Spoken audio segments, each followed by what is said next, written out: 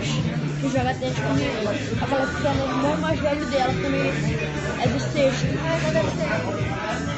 Ele joga muito bem também. Ah, deve ser ele mesmo. Eu acho que não é.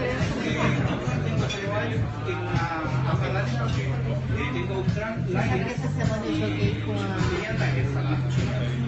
Pedrovic, tchau, tchau. Você tá ao vivo pro Brasil. É o meu gatão, campeão da minha vida. Olha quem chegou aqui.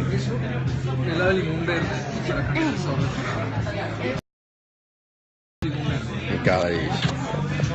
Cadê o beijo do papai? Ah, coisa gostosa demais. Boa noite. Boa noite, pessoal. Tudo bem? Dá boa noite pra galera. Boa noite, gente. Fala assim, vamos estudar. Vamos estudar pra passar. Pra passar o quê? Na prova. Ah, e quem estuda? Quem estuda, passa. Fala, galera. Muito boa noite a todos. Tudo bem com vocês? Estou aqui com a Princesa Laís. Já volto. Tá, vai lá. Eu tô aqui terminando meu jantar em família e resolvi abrir rapidinho aqui essa live para puxar duas dicas muito rapidinhas com vocês, uma de constitucional e uma de tributário.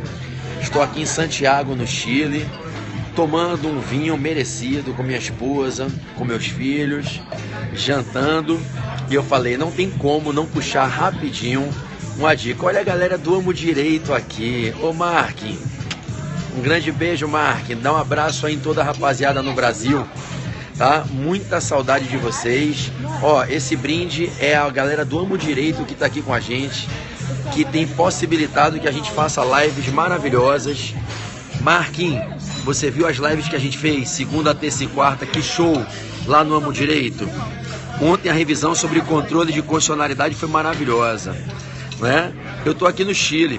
Olha quem tá comigo aqui, Marquinhos. Eu vou puxar agora uma dica de constitucional e uma de tributário. Olha quem tá comigo. Olha só, vou inverter a câmera. A Laís e o Pedrovic. Deixa eu ver se abre um pouco. Pedroca, dá um tchau pra galera do Brasil. Laís, fala pra galera que tem que estudar. Tem que estudar muito pra passar na prova. E se estudar, o que acontece? Se estudar, passa. Ah, quero não, filho. Obrigado. Pedroca, fala pra galera estudar com garra. Estuda aí.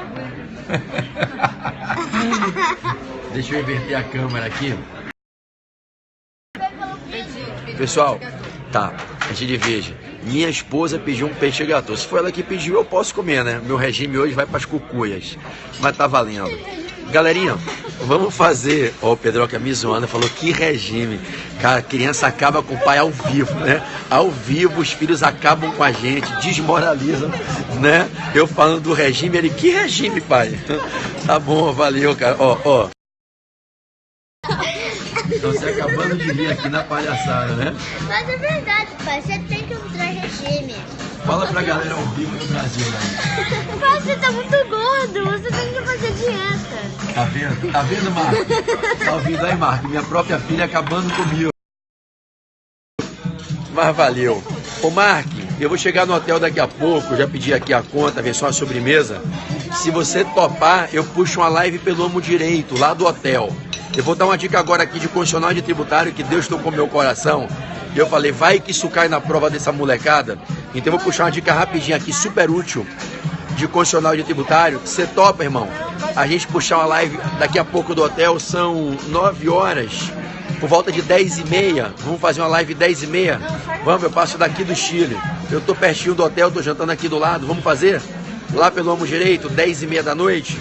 Então, ó, prepara um card, bota o nome aí, normas constitucionais, tá? Faça esse card aí, Mark. Se der tempo ainda de fazer, a gente puxa uma live sobre normas constitucionais agora lá pelo Amo Direito, 10h30 da noite, tá? Mas para essa galera que entrou aqui, essa galera que quer ser aprovada, essa galera concurseira, essa galera OABzeira que está aí precisando da aprovação, eu vou dar uma dica aqui de constitucional e de tributário, de um tema que sempre cai nas provas, beleza? Eu tenho feito, viu, Marquinhos, 200 dicas aqui. Ó, confirmado, 10h30 pelo Periscope do Amo Direito, confirmado. Tá, eu chegando no hotel, jogo só uma água na cara, e aí a gente faz essa live 10h30 sobre normas constitucionais. Vou revisar tudo de normas constitucionais. normas autoexequíveis, não autoexequíveis, de aplicabilidade diferida, de aplicabilidade imediata, eficácia contida, limitada, 10h30 da noite combinado. Ô Mark, eu tenho puxado aqui no meu Periscope um programa de 200 dicas para a galera que está estudando para concurso e para a galera que está estudando para o exame de ordem. E eu já dei 20 dicas. 20 dicas. Eu vou puxar a dica 21 e a 22 agora. Uma de constitucional e uma de tributário. Beleza? Vamos começar? Com um brinde à sua aprovação. Bom, moçada, vamos nessa. Direito constitucional, anota aí todo mundo. Poder judiciário, direito constitucional. Isso, já foram os 20 temas anteriores. Agora é o 21 constitucional, 22 de tributário, ok? Vamos no embalo de poder judiciário. Então vamos ao Conselho Nacional de Justiça. Conselho Nacional de Justiça. Então, Poder Judiciário, Conselho Nacional de Justiça. Galerinha, tem sido muito comum nas provas questionamentos a respeito da figura jurídica do CNJ. O CNJ tem dado ensejo a uma série de questões nas provas. Então, o nosso tema 21 é Conselho Nacional de Justiça. Bom, leva com você, leva no teu coração que o CNJ é um órgão do Poder Judiciário de caráter não jurisdicional. Leva com você que o CNJ é um órgão do Poder Judiciário que tem por natureza ser um órgão não jurisdicional. O CNJ é um órgão que não exerce jurisdição. Nós, como jurisdicionados, quando procuramos o judiciário pedindo uma tutela jurisdicional protetiva de determinado direito que a gente possui, nós, quando vamos ao Poder Judiciário pedir jurisdição, nós nos dirigimos aos juízes e tribunais. Os juízes e tribunais são os órgãos jurisdicionais do Poder Judiciário. O CNJ não. O CNJ é um órgão não jurisdicional do Poder Judiciário. Qual o papel do CNJ? Cai muito em prova. Qual é o papel, qual é a missão do CNJ? Gente, o CNJ tem por missão exercer o chamado controle interno do Poder Judiciário brasileiro. O CNJ, o Conselho Nacional de Justiça, ele tem por propósito existencial cumprir um papel de controlar, de fiscalizar a estrutura do Poder Judiciário brasileiro. O CNJ não é um órgão jurisdicional. A gente não ajuiza uma ação no CNJ. Não é no CNJ que você vai ajuizar uma ação de alimentos, uma ação possessória, uma ação de restituição de indébito fiscal, uma ação revisional de contrato administrativo, uma ação de responsabilidade civil. Não, o CNJ não é um órgão que o Poder Judiciário possui para que nós, administrados, nós cidadãos, pessoas do povo, postulemos jurisdição. Então, se quer na sua prova, o CNJ é um órgão não jurisdicional do Poder Judiciário e que tem por finalidade exercer o controle interno do Poder Judiciário brasileiro. Nesse controle interno, o que é que o CNJ faz? Preste atenção que isso já deu ensejo a várias questões de concursos públicos e também do exame de ordem. O que é que o CNJ faz nesse controle interno do Poder Judiciário?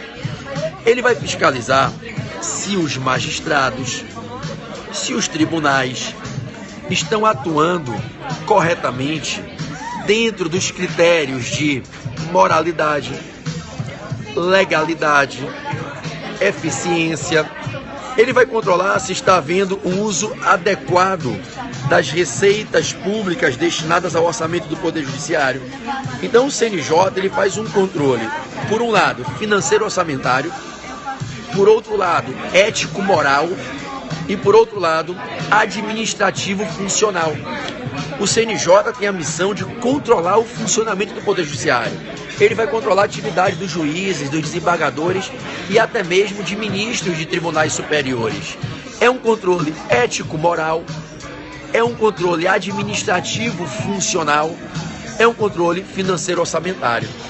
Então, se você se deparar com uma questão em prova a respeito da missão, da função, do papel do CNJ, o CNJ não existe para prestar jurisdição aos jurisdicionados. Ele existe para exercer o controle interno do Poder Judiciário, exercendo esse controle ético-moral, esse controle financeiro-orçamentário, esse controle administrativo-funcional.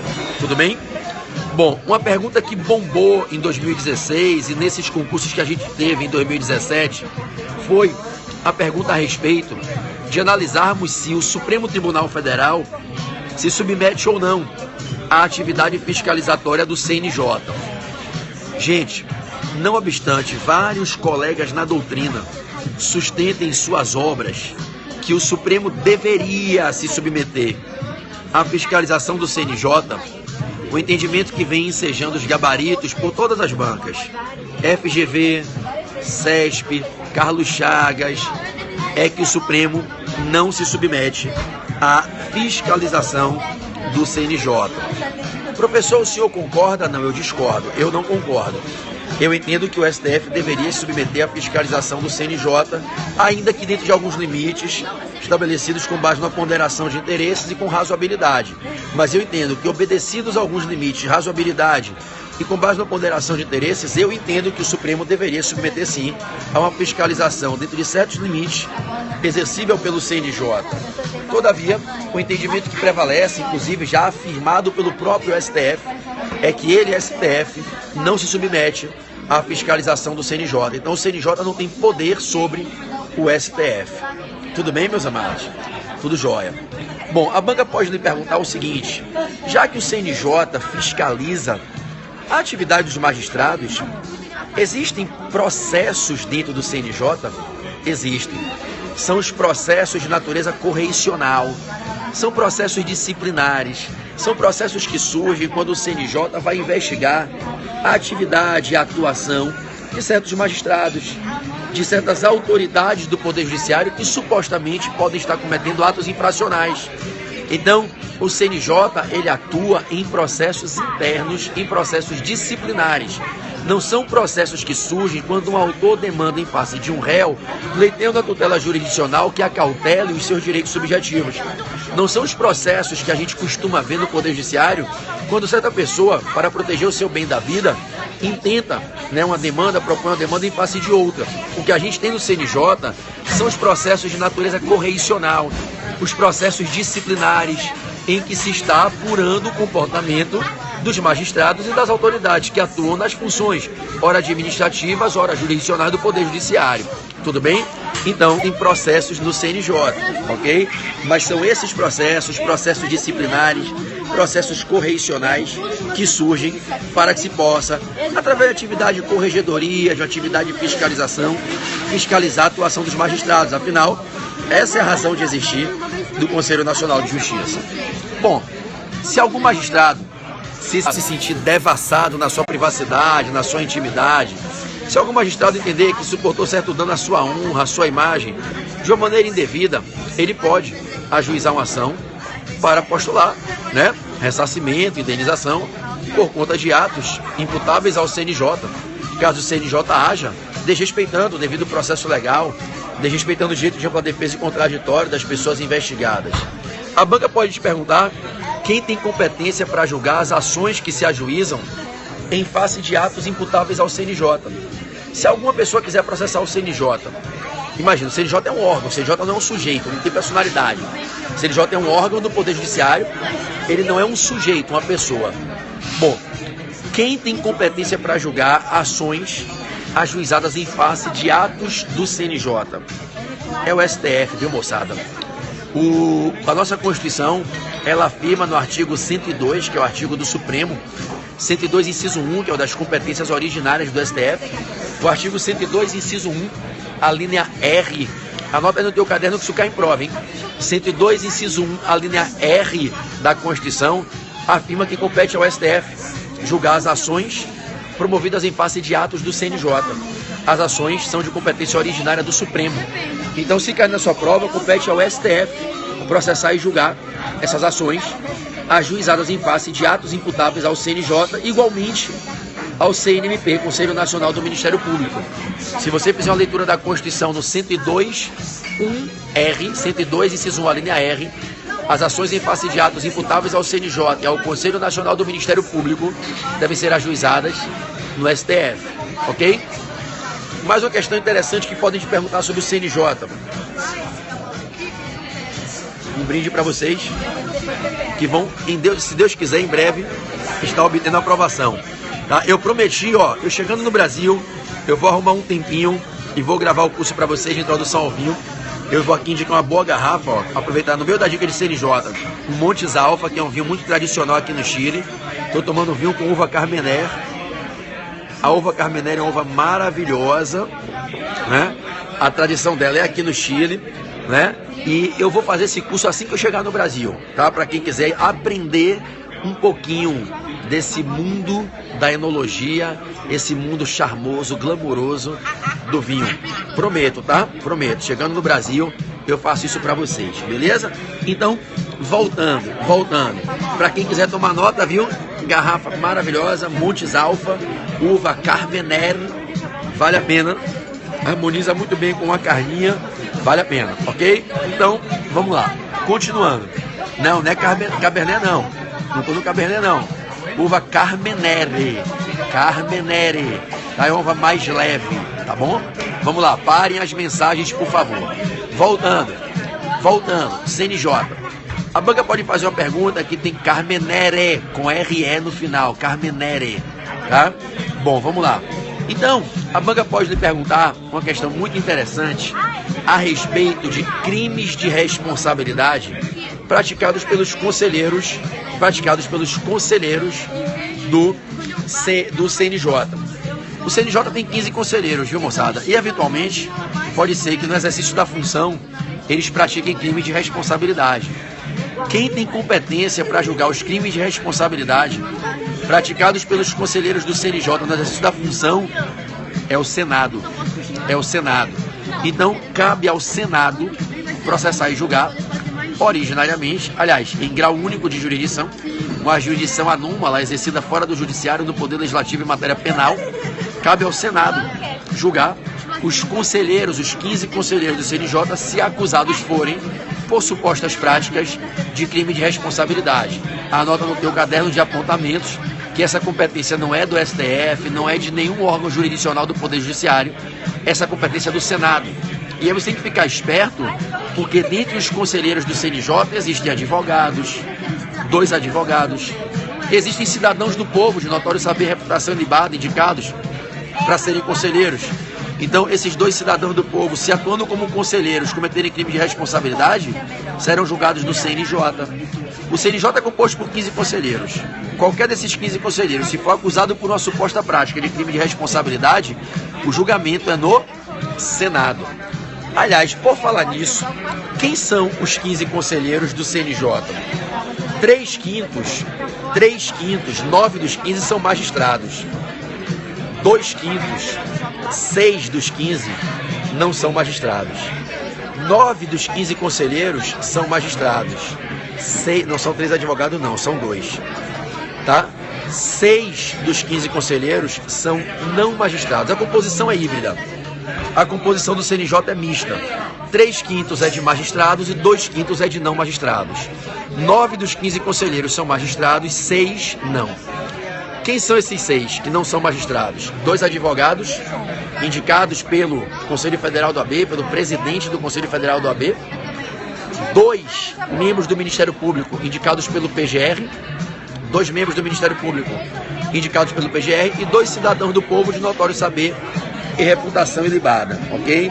Então a gente tem 6 conselheiros que não são magistrados, 2 cidadãos do povo de notório saber e reputação ilibada,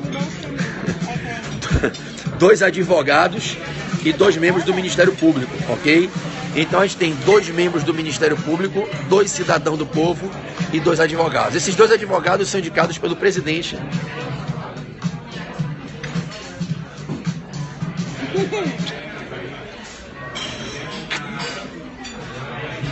Esses 2 advogados são indicados pelo presidente do Conselho Federal do AB, ok? E os 2 membros do Ministério Público são indicados pelo PGR, beleza?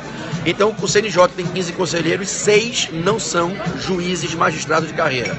2 membros do MP, 2 advogados, 2 cidadãos do povo de notório saber, reputação ilibada. E quem são os 9 conselheiros que são magistrados? 3 juízes, 3 desembargadores e 3 ministros. 3 juízes, 3 desembargadores e 3 ministros. Quem são os 3 juízes? Um juiz estadual, um juiz federal, um juiz do trabalho. Um juiz estadual, um juiz federal, um juiz do trabalho. E os 3 desembargadores? Um de TJ, um de TRF e um de TRT. E os 3 ministros? Um do TST, um do STJ e o ministro presidente do STF, ok? Então, o ministro presidente do STF, um ministro do STJ, um ministro do TST, um desembargador de TRT, um desembargador de TJ, um desembargador de TRF, um juiz trabalhista, um juiz estadual, um juiz federal. Então, esses são os 15 conselheiros do CNJ. Anota aí o artigo da Constituição para depois conferir. Artigo 103, dígito B. Artigo 103, dígito B da Constituição, ok? O Poder Legislativo indica Câmara e Senado. Então, artigo 103, dígito B da Constituição, ok? Bom, então vamos lá? Então, a gente vai ter 15 conselheiros, 9 são magistrados, 6 não. Os 6 que não são magistrados, 2 advogados indicados pelo Conselho Federal do AB, 2 membros do Ministério Público indicados pelo PGR, 2 cidadãos do povo de notório saber, reputação ilibada. 9 magistrados, que são 3 juízes, 3 desembargadores e 3 ministros. Um juiz estadual, um juiz federal, um juiz do trabalho. Um desembargador de TJ, um de TRF, um de TRT. Um ministro do TST, um ministro do STJ e o ministro presidente do STF. Ok? Maravilha. A banca pode me perguntar quem preside o CNJ. Quem preside o CNJ, obviamente, é o ministro presidente do Supremo. Se ele está na composição, ele tem que ser o presidente. Então, quem preside o CNJ é o ministro presidente do Supremo. E se ele não puder comparecer, se ele não puder presidir a sessão, quem presidirá o CNJ?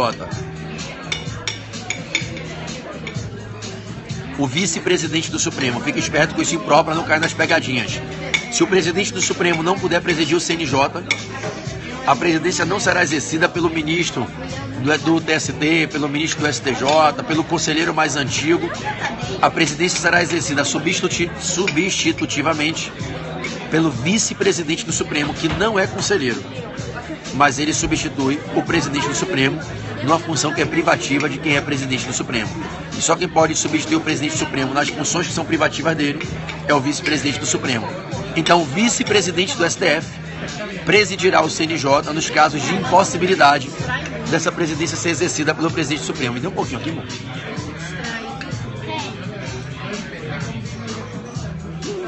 Um petit gâteau. Era uma vez petit gâteau. Galera devorando o meu petit gâteau aqui, ó. Você e o Pedrovski. Dá tchau, Pedrovski. Olá. Tchau. É pra dar tchau, ele falou lá. Aí é pra falar Bom. olá, ele fala. Então, voltando, ok? A última para eu fechar a CNJ aqui. Cuidado, porque o presidente do Conselho Federal da OAB e o Procurador-Geral da República, eles não são conselheiros do CNJ, mas eles têm 2 funções importantes. O presidente do Conselho Federal da OAB, que não é conselheiro do CNJ, ele indica 2 conselheiros, ele indica os 2 advogados. E o PGR, que não é conselheiro do CNJ, indica 2 membros do Ministério Público. Perceberam? Então, a primeira função importante de 2. O PGR e o presidente do Conselho Federal do AB, eles indicam cada um 2 conselheiros. Ou seja, eles são responsáveis por indicar 4 dos 15 conselheiros, né? E qual é a segunda função importante deles? Eles têm a liberdade de oficiar a qualquer momento. Podem entrar no CNJ, oficiar, pedir para ver os processos, representar. Então, o presidente da OAB e o PGR têm liberdade para que oficiem, para oficiar no CNJ, ok? Esse foi o tema 21, Direito Constitucional.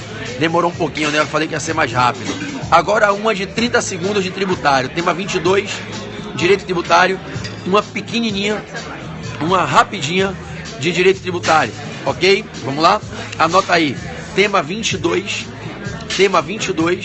tá? Direito Tributário, tema 22, Serviço de Iluminação Pública e Arrecadação Tributária.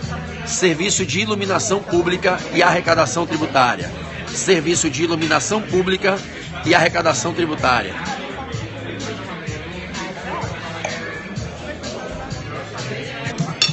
Aí o Rainão fala assim.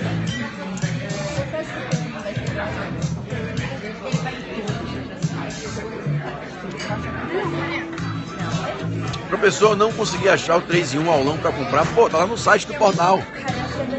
Na verdade, se você quiser entrar no 3 em 1, que começa agora sábado, vá no meu Instagram, lá no alto do meu Instagram, na bio, tá lá o endereço, bit.ly/Arrancada Final Brasil, se eu não me engane. Tá lá no meu perfil do Instagram, tá o link lá de azul no alto, do lado esquerdo, do lado da minha foto. É só clicar lá. Ou então entra no site do Portal F3 e clica no banner, Arrancada Final. Tá? Vamos lá, para acabar. Para acabar aqui que 10h30 tem live Nomo Direito, daqui a 1 hora. Vamos lá, vou pegar essa conta aí. Vamos lá? Serviço de iluminação pública e arrecadação tributária. Gente, a banca pode elaborar uma questão indagando se é possível a instituição de algum tributo especificamente destinado ao custeio do serviço de iluminação pública. E é possível, mas você não pode errar qual é o tributo. A Constituição, anotem aí por favor, a Constituição, no artigo 149, dígito A, a Constituição, ficou lindo. A Constituição, no artigo 149, dígito A, autoriza que os municípios e o Distrito Federal, possam instituir uma contribuição especial para levantar dinheiro para custear a rede de uma... O tributo que a Constituição autoriza seja instituído, cobrado, para arrecadar recursos financeiros que custeiam a rede de iluminação pública de uma cidade, é a contribuição especial. Essa contribuição especial se chama, e não poderia ser diferente, contribuição de iluminação pública. É a contribuição que se cobra para levantar recursos financeiros para o custeio da prestação de serviços de iluminação pública. É a famosa CIP, Contribuição de Iluminação Pública, também chamada COSIP, Contribuição para o Serviço de Iluminação Pública. A competência para instituir esses tributos, cuidado nas provas, não é dos estados nem é da União. Ela é exclusiva dos municípios e do Distrito Federal, porque como o DF não tem município, cumula essa competência. Então, o artigo 149, dígito A, autoriza os municípios e o Distrito Federal a instituírem uma contribuição que vai levantar dinheiro para custear a prestação do serviço de iluminação das cidades. Essa contribuição incide sobre o fato típico, o fato gerador da obrigação de pagá-la, sobre a conduta de consumir energia elétrica dentro de imóveis. O fato típico, o fato gerador da obrigação de pagar a CIP é o consumo de energia elétrica. É um tributo que incide sobre o consumo. Então a CIP é um tributo que vai incidir quando você consome energia elétrica no seu imóvel. Então os municípios podem, através de lei municipal, o Distrito Federal pode, através de uma lei do DF, instituir essa contribuição para que ela incida sobre quem consome energia elétrica. A base de cálculo é o valor do seu consumo, é o custo da sua tarifa de energia elétrica. As alíquotas podem ser progressivas conforme o aumento do valor do consumo. E a CIP incide sobre o valor, aspas, da sua conta de luz. E você paga um adicional sobre o valor da sua conta de energia elétrica, e esse percentual adicional é a CIP. E esse dinheiro vai custear a rede de iluminação pública, ok? O STF atrelou a CIP ao princípio da capacidade contributiva. Se cair isso na prova, marque verdadeiro. A CIP é um tributo que incide sobre a conduta reveladora de poder econômico, consumir energia elétrica. Então, a CIP, ela está atrelada à manifestação de poder econômico, ao princípio da capacidade contributiva. O Constituinte, lá no artigo 100... Olha a palhaçada dos garotos, ó a bagunça. Ó a bagunça. A CIP, ela tem como fato gerador o consumo de energia elétrica e ela pode ser cobrada pela concessionária. O município faz um convênio com a concessionária, delega à concessionária a capacidade tributária de fiscalização e cobrança. E na prática é assim que acontece no Brasil. As concessionárias, quando mandam para a gente a tarifa de energia elétrica, elas mandam junto a cobrança da CIP. Então, se cair na sua prova, o parágrafo único do artigo 149A autoriza expressamente que possa ser feito esse convênio e ocorra a delegação de capacidade tributária ativa para que a concessionária cobre, junto com a conta de luz, cobre a CIP e repasse o dinheiro para o município. Cuidado para a gente fechar isso aqui agora, cuidado porque não é possível cobrança de taxa em razão do serviço de iluminação pública. O município não pode instituir uma taxa para, através da taxa, tentar recuperar o que gasta com a iluminação pública. Porque o serviço de iluminação pública é indivisível, é um serviço prestado a toda a população, e não só aos donos de imóveis. Então, a gente sabe que só se pode cobrar taxa por serviço público divisível. Anota no teu caderno, iluminação pública é um serviço indivisível. Quando se presta iluminação pública, não tem como dividir a população, é para alguns, não é para outros, é para todo mundo. Então, cuidado com essa pegadinha em prova. Se por um lado é possível cobrar uma contribuição para custear a iluminação pública, por outro é inconstitucional a taxa de iluminação pública. O Supremo tem a famosa súmula vinculante 41. Anota aí, súmula vinculante 41 sobre o tema. Ó o peixe gato, coisa linda.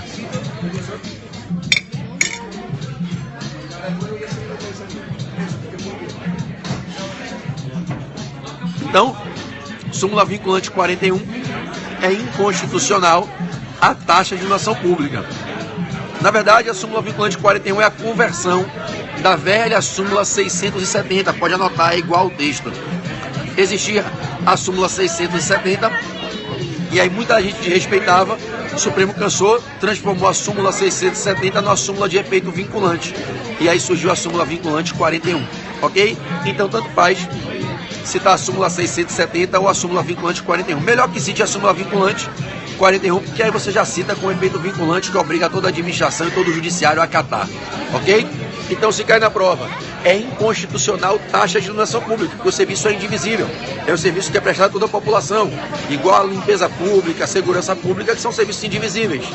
Não se pode, só se pode cobrar taxa por serviço divisível, como é o caso da coleta de lixo domiciliar, que é prestada a quem é dono de imóvel, exclusivamente a proprietários de imóveis, ok?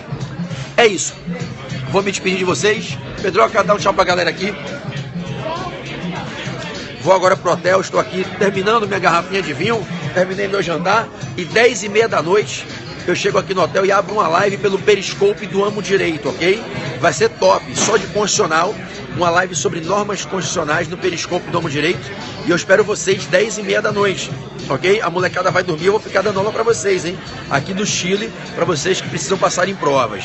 Bom, o sorteio de ontem, já saiu o resultado lá no meu Instagram. Quem não segue ainda, meu Instagram é Pedro Barreto, Portal F3. Pedro Barreto, Barreto com 2T, Portal F3. E a gente tem aqueles dois Instagrams maravilhosos para estudar tributário e constitucional. O Instagram Eu Amo Constitucional e o Instagram Eu Amo Tributário, ok? Instagram Eu Amo Constitucional, Instagram Eu Amo Tributário. E tá rolando o sorteio, vai sair o resultado já no meu Instagram, Pedro Barreto, Portal F3. Pedroca, dá tchau pra galera comigo. Ó o bagunceiro, olha o que é um garoto bagunceiro. Pai te ama, tá lindão. Meu beijo na bochecha. Ave Maria, muito bom. Beijo de filha é muito bom, né? É isso. Daqui a pouco a gente se vê, moçada. Grande beijo. Daqui a pouco no Periscope do Amo Direito.